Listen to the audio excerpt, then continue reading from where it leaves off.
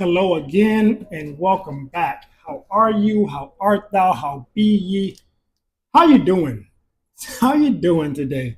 I'm doing good. I'm doing well. I'm doing fine. And I'm grateful to be here again. And I hope you are also.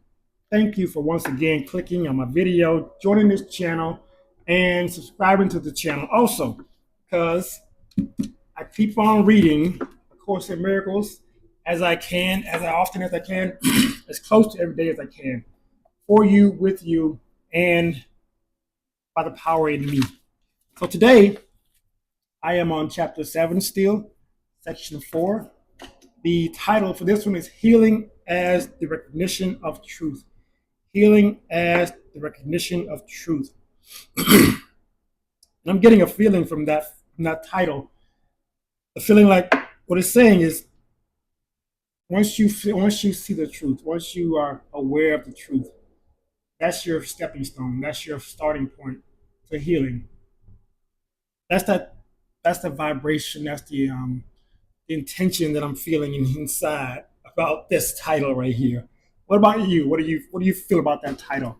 Right. But we're gonna get into the text of it and see what Jeshua ben Joseph, Jesus the Christ, has said about it and what we should take away from it.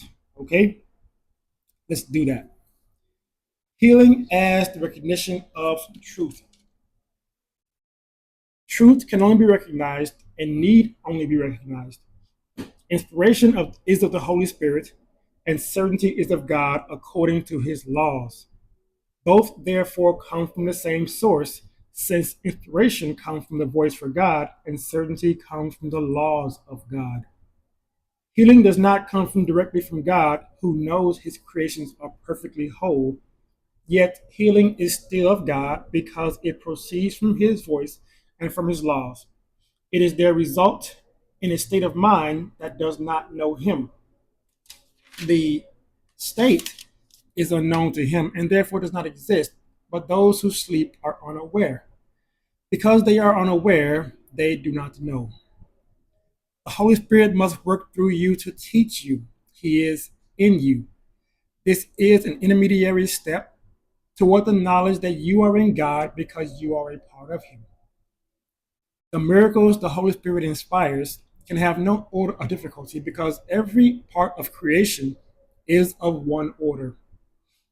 This is God's will and yours. The laws of God establish this, and the Holy Spirit reminds you of it. When you heal, you are remembering the laws of God and forgetting the laws of the ego. I said before that forgetting is merely a way of remembering better. It is therefore not the opposite of remembering when it is properly perceived. Perceived improperly, it induces a perception of conflict with something else, as all incorrect perception does. Properly perceived, it can be used as a way out of conflict, as all proper perception can. Ego does not want to teach everyone all it has learned because that would defeat its purpose. Therefore, it does not remember, therefore, it does not really learn at all. The Holy Spirit teaches you to use what the ego has made to teach the opposite of what the ego has learned. The kind of learning, the kind of learning is as irrelevant as the particular ability that has applied to the learning. All you need to do is make the effort to learn, for the Holy Spirit has a unified goal for the effort. Huh. If different abilities are applied as long if different abilities are applied long enough to one goal, the abilities themselves become unified. This is because they are channelized in one direction or in one way. Ultimately, then, they all contribute to one result. And by so doing, their similarity rather than their differences are emphasized. All abilities should therefore be given over to the Holy Spirit, who understands how to use them properly. He uses them only for healing because he knows you only as whole. By healing, you learn of wholeness, and by learning of wholeness, you learn to remember God. You have forgotten him, but the Holy Spirit understands that your forgetting must be translated into a way of remembering. The ego's goal is as unified as the Holy Spirit's, and it is because of this that their goals can never be reconciled in a way or to any extent. The ego always seeks to divide and separate. The Holy Spirit always seeks to unify and to heal.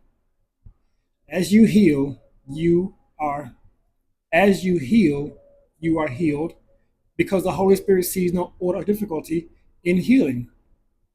Healing is the way to undo the belief in differences being the only way of perceiving the sonship as one.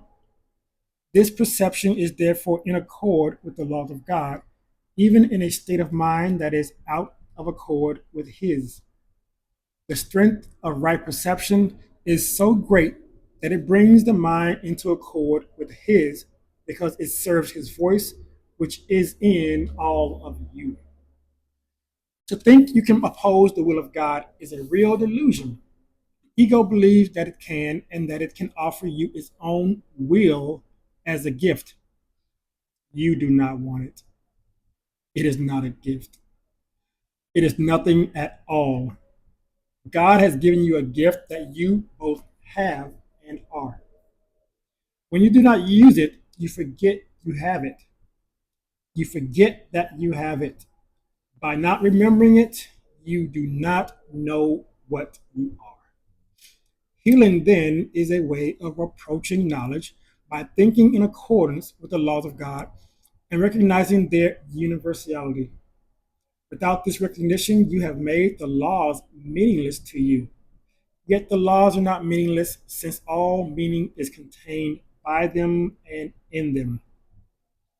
Seek ye first the kingdom of heaven, because that is where the laws of God operate truly. And they can operate only truly because they are the laws of truth. But seek this only because you can find nothing else. There is nothing else. God is all, in a very literal sense. All being is in Him who is all being. You are therefore in Him since your being is His. Healing is a way of forgetting the sense of danger the ego has induced in you by not recognizing its existence in your brother. This strengthens the Holy Spirit in both of you because it is a refusal to acknowledge fear. Love needs only this invitation. It comes freely to all the sonship, being what the sonship is. By your awakening to it, you are merely forgetting what you are not. This enables you to remember what you are. This enables you to remember what you are, right?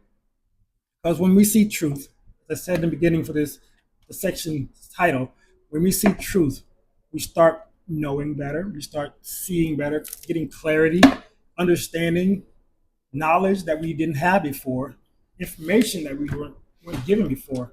So that's a way of healing. That's a stepping stone to healing. Yeah. That concludes this section right here. That concludes this section. And yeah, what I said about the title, that's what healing. That's looking at the wrong section now. Look at the wrong section. That's the next section for tomorrow. Healing as the recognition of truth.